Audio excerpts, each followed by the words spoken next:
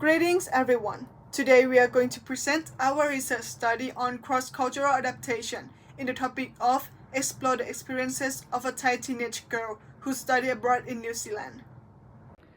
These are the list of contents we are going to today. We will study by research questions followed by purposes, research method, and participant background, experience, theoretical frameworks, which is the U-curve, theories, cultural dimensions, and ending by conclusions. To begin with, our research questions are: what is the experience of a person who studied abroad in New Zealand are like? How can a person apply and adapt to living in new countries? And how can a person adapt to avoid conflicts, miscommunications, and misunderstanding in various contexts? According to research questions, we wonder our purpose that are explore the experience of a person who studied abroad in New Zealand, to apply and adapt to living in new countries, and to understand how to adapt to avoid conflict, miscommunications, and misunderstanding in various contexts. Next, I will be presenting our interview method and our participant background. As we wanted to navigate through our purposive sample journey in New Zealand, we decided to use qualitative method to gain information by interviewing Liu Jirapon Sangsumsap. She is Thai female who was 16 years old when she went to study abroad in New Zealand. She studied there and lived there with the host for 1 year, which she went there by the care of agency. Moreover, our interview protocol was started by asking her if she was comfortable with being purposive participant in our research, and if she was fine with interviewing and recording her voice video. She totally was willing to participate. We decided to communicate with her in Thai to collect the information as we are fluent in Thai and feel relaxed using our mother tongue language. It's allowed for more flavorful communication and better understanding of what she would like to say. These are the pictures of her journey while she was in New Zealand. It shows her being relaxed and enjoy with her friends, classmates, and hosts. However, these pictures were taken only after she passed through all the challenges she faced during adaptation process. She experienced all of the adaptation process. She stated that she encountered honeymoon period as she felt very excited and felt a sense of freedom while traveling to New Zealand. She loved the breathtaking scenery she saw.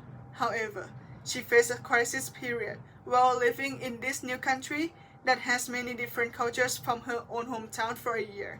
For instance, she learned that in this new country, when people did things wrong, they tended to be very serious with their apology expression. There would be no even a simpering smile on her face when she apologized. Also, she was shocked that when everyone in the host house used the bathroom, nobody locked the door at all. She also found that her classmates seemed to be divided into ethnic groups and backgrounds, such as Asians are grouping together, while Europeans are also grouping together. In addition, as she studied in North Coast College, the Haka performance that performs every morning was kind of scary to her, as it was very loud and she seems to be unfamiliar with their body's movement throughout the performance. For adjustment period, it happened when she tried to adapt to fit in New Zealand by taking time to adjust her lifestyle to this new society she lived in. To be open-minded, she told herself that she just needed to follow the norms of people in this country to avoid any conflicts and to be able to live in this new society peacefully. In the end, she found herself in the biculturalism state as she felt the sense of belonging in this new society. She enjoyed Haka performance at the Haka performance that performed every morning, reminding her of Thai national anthem. Furthermore, she said that she was slightly surprised that in New Zealand, students would not give a status such as a title in front of the name.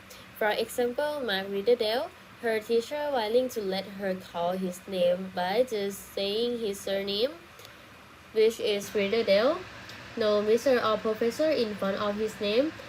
While in Thailand, students usually give a status to teacher by giving them titles such as Mr., Miss, Mrs., Professor, or Crew in front of the teacher nickname. It indicates that Thailand has a higher level of power distance index than New Zealand, which Thailand seems to be a hierarchical structure compared to New Zealand that seems to be a egalitarian structure. Overall, the study examined how to adapt to living in different countries with different cultures and norms, as well as to explore the experiences, the difficulties, and the solutions of the difficulties encountered through qualitative method, through in-depth interviews. Results show that to live and to fit in a new society, open-mindedness, respect, and adaptation are required. However, the limitations of the study is that the study only focused on one participant, one purposive sample. Therefore, future research should include more variation of participants, both convenient sampling and random sampling. Thank you for your attention.